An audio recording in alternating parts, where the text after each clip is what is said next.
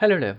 तो आज हम ऑब्जेक्ट डीस्ट्रक्चरिंग के बारे में समझेंगे। बेसिकली जब भी हम रिएक्ट का कोई प्रोजेक्ट बनाते हैं, रिएक्ट के प्रोजेक्ट पे हम काम करते हैं, तो उसमें बहुत ही ज़्यादा हमें ऑब्जेक्ट मैनिपुलेशंस वगैरह जो है वो करना पड़ता है, एरे मैनिपुलेशंस करना पड़ता है। तो यहाँ पर आपको ऑब्जेक्ट डिस्ट्रक्शन जो है समझना बहुत ज़्यादा, डिस्ट्रक्चरिंग समझना जो है वो बहुत ज़्यादा ज़रूरी है। तो इससे जो है आप जो है रिएक्ट के जो एप्लीकेशन जब आप काम करेंगे तो वो बहुत ज़्यादा आपको हेल्पफुल होगा, समझ में आएंगी चीज़ें। मतलब कोई अगर कोड लिखा भी होगा तो वो भी आपको समझ में आएगा, प्लस आप जो डेवलप करेंगे वो भी ईजी वे में कर पाएंगे। अदरवाइज जो है चीज़ें थोड़ी सी लेंथी हो जाएंगी। तो एग्जाम्पल के लिए मैं यहाँ पे एक ऑब्जेक्ट जो है यहाँ पे मैं क्रिएट करता हूँ। ठीक है, तो कॉन्स्ट पर्सन, और यहाँ पे मैंने एक ऑब्जेक्ट क्रिएट किया है और इस ऑब्जेक्ट में मैं नेम दे देता हूँ। नेम, मैं अपना नाम दे देता हूँ, और एज, ठीक है। और उसके बाद से मैं अब यहाँ का जो है लोकेशन दे देता हूँ। लोकेशन जो है, फिर मैं लोकेशन जो है एक और ऑब्जेक्ट के अंदर ऑब्जेक्ट हम यहाँ पे क्रिएट करते हैं। तो मैं सिटी जो है हमारा वो है दिल्ली, और टेम्प, अभी का जो टेम्परेचर जो चल रहा है वो यहाँ पर 6 डिग्री चल रहा है। ठीक है, तो मैं यहाँ पर इसको 6 दे देता हूँ। ठीक है, तो इस तरीके से जो यहाँ पर मैंने एक ऑब्जेक्ट क्रिएट किया है, आप यहाँ पे देख सकते हैं। यहाँ पे ऑब्जेक्ट हमारा कंप्लीट हो गया है, और यहाँ जो ऑब्जेक्ट जो मैंने बनाया है वो पर्सन के नेम से बनाया है, जिसके यहाँ पर डिटेल्स है। ठीक है, अगर मैं इसको रन करता हूँ तो रन करने के लिए यहाँ पर मैं कंसोल करता हूँ, console.log, और यहाँ पे पर्सन करते हैं। ठीक है, पर्सन यहाँ पे सेव करते हैं और Node.js को यहाँ पे करते हैं। तो आप यहाँ पे देखेंगे कि यहाँ पे कंसोल में जो है मेरी सारी वैल्यूज़ जो है यहाँ से प्रिंट हो रही है। ठीक है, नॉर्मली जो यहाँ पे प्रिंट हो रहा है। यहाँ पर मैंने क्या किया है कि एक जेएस फाइल बनाया है और नोड में ही मैं इसको प्रिंट कर रहा हूँ। तो मैंने इसको रन किया है node स्पेस test.js। ठीक है, तो ये क्या करता है कि डायरेक्टली जो जेएस फाइल है वो उसको यहाँ पर एग्जीक्यूट कर देता है, यहाँ पर रन कर देता है। तो आप को कंसोल्स की ज़रूरत नहीं पड़ती। बेसिकली ब्राउजर्स में भी इस चीज़ को कर सकते हैं, एल्स जो है आप डायरेक्टली अपने एडिटर, जो आपका विजुअल स्टूडियो कोड एडिटर है, उसे भी आप यहाँ पर यूज़ कर सकते हैं अपने नॉर्मल जेएस फाइल को रन करने के लिए। ठीक है, अब बात करते हैं, अब इसको हम करते हैं console.log, और console.log में मैं इसको करता हूँ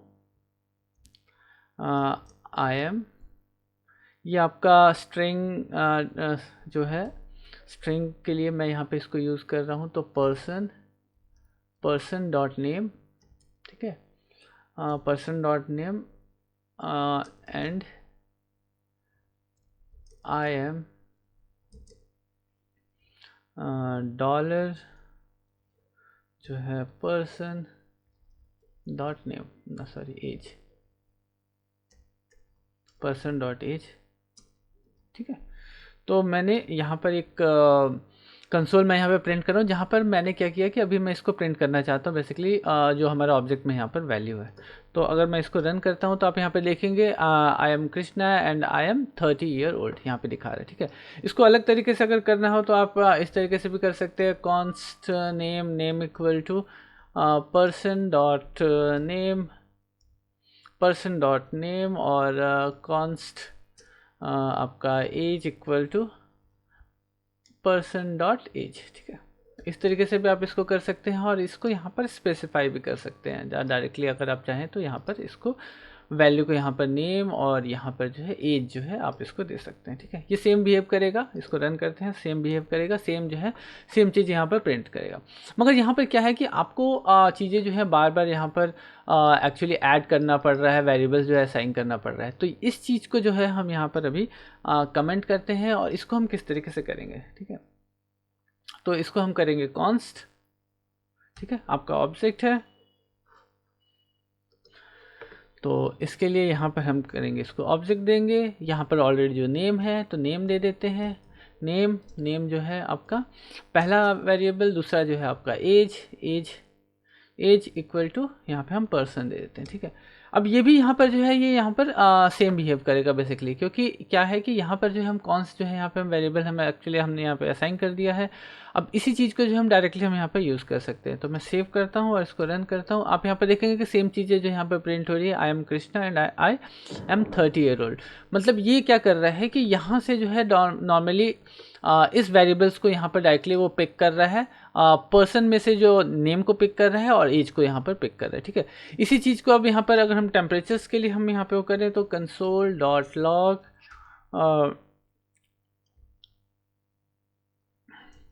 I am in dollar city and temperature is dollar, यहाँ पर टेम्प देते हैं, ठीक है। तो यहाँ पर हमने टेम्प दे दिया और यहाँ पर जो है मैं अब अगेन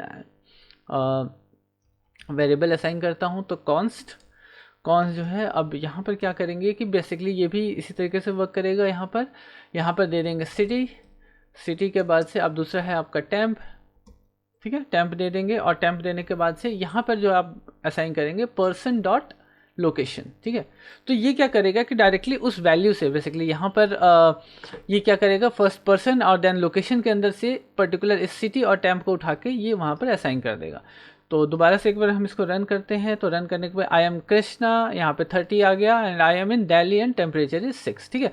तो नॉर्मली जो है आप यहाँ पे प्रॉपर्ली यहाँ पे डिस्ट्रक्ट कर रहे हैं इसको, डिस्ट्रक्शन जो है इसका आराम से हो जा रहा है, स्ट्रक्चरिंग आराम से हो रहा है और चीज़ें जो है यहाँ पर प्रिंट हो रही है।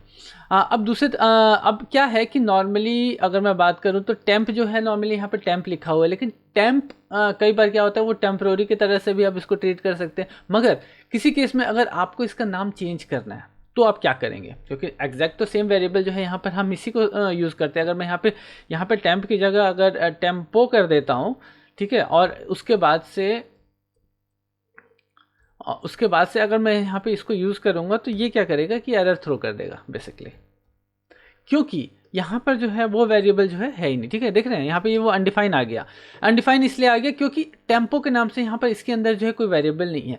तो इस केस में हम यहाँ पर इसको क्या करेंगे कि इसको रीनेम करेंगे। रीनेम करने का जो तरीका होता है वो होता है आपका, आप क्या करेंगे, उसको कॉलन करेंगे, कॉलन करके टेम्परेचर यहाँ पे दे देंगे और इसी टेक्स्ट को डायरेक्टली जो है आप यहाँ पे यूज़ करेंगे। तो आपको जो है आपका वैल्यू जो है यहाँ पे रीनेम भी हो गया और आपकी जो वैल्यू जो है एग्जैक्टली जो यहाँ पर सेम प्रिंट हो जाएगी, ठीक है। आप यहाँ पे देख रहे हैं कि 6 यहाँ पर नॉर्मली प्रिंट हो गया। क्लियर कर देता हूँ। क्लियर करने के बाद से दोबारा एक बार रन करते हैं तो आप यहाँ पे देखेंगे। तो आप यहाँ पर क्या कर सकते हैं कि ऑब्जेक्ट जो आपका यहाँ पर ऑब्जेक्ट का नेमिंग है बेसिकली, उसको आप यहाँ पर रीनेम भी कर सकते हैं। रीनेमिंग के केस में जो है आप यहाँ पर ईजिली उस चीज़ को हैंडल कर सकते हैं, क्योंकि कई बार क्या होता है कि जो डेटा आपके सर्वर साइड से आ रहा है वो आने के बाद भी थोड़ा सा नेमिंग जो होता है वो डिफरेंस होता है। वो लोग कभी शॉर्ट फॉर्म में ले लेते हैं। आप उसको प्रॉपरली अगर प्रेजेंट करना चाहिए, क्योंकि कभी भी वेरिएबल असाइन करें, वेरिएबल्स आप क्रिएट करें तो वो वेरिएबल जो है उस चीज़ को प्रॉपरली प्रेजेंट करे। कई बार क्या होता है, नहीं तो दोबारा कभी आके अगर आप अपने कोड को दोबारा से रिफैक्टर करते हैं या देखते हैं तो कई बार जो वेरिएबल्स जो है, वेरिएबल्स का नेम अगर प्रॉपरली नहीं रहता है तो उस केस में समझना जो होता है वहाँ पे दिक्कत हो जाती है, ठीक है। तो इस केस में अगर कभी आपको ऑब्जेक्ट को अगर रीनेम करना हो तो रीनेम करने के लिए आप यहाँ पर डायरेक्टली कर सकते हैं, जो कि कॉलन टेम्परेचर इस तरीके से आप असाइन कर सकते हैं। अब यहाँ पर भी जैसे कि अगर नेम जो है, नेम को अगर मैं फर्स्ट नेम कर देता हूँ, ठीक है, फर्स्ट नेम कर देता हूँ और हम इस फर्स्ट नेम को भी हम यहाँ पर यूज़ कर सकते हैं, ठीक है। तो मैं डायरेक्टली अब मैं जो है यहाँ पर इसको फर्स्ट नेम दे रहा हूँ और सेव करते हैं और मैं इसको रन करता हूँ तो आप यहाँ पर देखेंगे कि यहाँ पे प्रॉपरली प्रिंट हो रहा है I am Krishna and I am 30 year old, ठीक है। अब किसी केस में क्या होगा कि मान लीजिए कि मैं जो सर्वर साइड से वैल्यू जो है वो नहीं आ रहा है, ठीक है। तो मैं अगर क्या करता हूँ, नेम यहाँ से हटा देता हूँ। हटा देने के बाद से अब क्या है कि वो तो वैल्यू वहाँ पर है नहीं। अगर आप इसको रन करेंगे तो उस केस में यहाँ पे अनडिफाइन आएगा। तो उस केस में अगर कभी आप डिफ़ॉल्ट वैल्यू अगर पास करना चाहते हैं, ठीक है, तो डिफ़ॉल्ट वैल्यू अगर पास करना चाहते हैं तो उस केस में आप क्या करेंगे कि डायरेक्टली यहीं पर जो है आप वैल्यू को दे सकते हैं।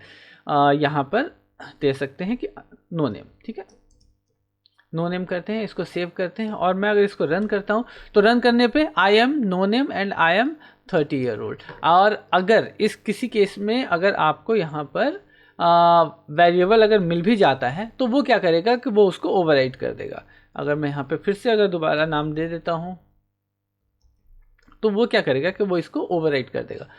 तो आप जो है डिफ़ॉल्ट वैल्यू भी यहाँ पे पास करते हैं, जैसे कि आप यहाँ पे देख रहे हैं कि I am Krishna and I am 30 year old. तो किसी भी केस में अगर मान लीजिए कि डेटा जो है सर्वर साइड से नहीं आ रहा है और आपका पेज पे वैल्यू जो है वो वहाँ पे अनडिफाइंड या समथिंग दिखा रहा है या नल दिखा रहा है, तो वो जो चीज़ें जो है वो गलत मतलब प्रिडिक्ट होती हैं। तो उस केस में आप कुछ डिफ़ॉल्ट वैल्यू जो है वहाँ पर दे सकते हैं। तो डिफ़ॉल्ट वैल्यू के लिए आप directly equal to no name जो है असाइन कर सकते हैं। सेम चीज़ें जो है जैसे कि मैंने यहाँ पे इसके लिए किया है, इसके लिए भी हम यहाँ पे कर सकते हैं। यहाँ पर एज जो है एज इक्वल टू, अगर मैं यहाँ पर डिफ़ॉल्ट जो है मैं इसको दे देता हूँ यहाँ पर 28 दे देता हूँ, जो कि डिफ़ॉल्ट एज होगा सब किसी के लिए। और मैं इसको अगर मैं हटा देता हूँ तो वो क्या करेगा कि डायरेक्टली जो है अब अनडिफाइंड के केस में वो यहाँ पर पिक करेगा वो जो आपने यहाँ पर डिफ़ॉल्ट वैल्यू दे रखा है वो। तो दोनों ही केस में आपके लिए इजी होता है चीज़ें करना। डिफ़ॉल्ट वैल्यू पे आप असाइन कर सकते हैं और वैल्यू के प्रेजेंस को भी आप डायरेक्टली यहाँ पर यूज़ कर सकते हैं। तो इस तरीके से जो है आप अपने ऑब्जेक्ट का डिस्ट्रक्चरिंग जो है वो प्रॉपरली कर पाएंगे और कम कोड में ज़्यादा से ज़्यादा मतलब चीज़ें जो है आप प्रेडिक्ट कर पाएंगे। तो उम्मीद करता हूँ कि जानकारी अगर पसंद आए तो वीडियो को लाइक करें, सब्सक्राइब करें, शेयर करें और पढ़ते रहें। तो मिलते हैं फिर नेक्स्ट वीडियो में, तब तक के लिए बाय बाय।